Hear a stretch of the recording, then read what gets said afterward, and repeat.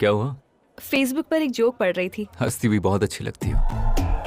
पापा भी यही कहते हैं। पापा क्या, कोई भी यही कहेगा, बिकॉज इट्स फैक्ट। वैसे ड्रेस काफी अच्छी है। पापा ने सेलेक्ट की है।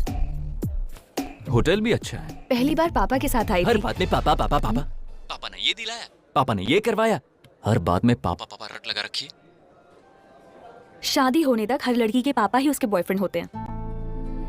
शॉपिंग उनके साथ करते हैं, फिल्म उनके साथ देखते हैं, हॉलीडेज पर भी उन्हीं के साथ जाते हैं। शादी के बाद लड़की की जिंदगी माँ बनने के बाद अच्छी होती है, और शादी से पहले लड़की की जिंदगी पापा की वजह से अच्छी होती है। ये सारी बकवास सिर्फ सुनने में अच्छी लगती है, क्योंकि लड़की की लाइफ में जब प्रॉब्लम आती है तो जान देकर बचाने वाला सिर्फ लवर होता है। ठीक कहा, लड़की को प्रॉब्लम से बचाने वाले को ही लवर कहते हैं, और उस लव करने वाले को ही तो पापा कहते हैं।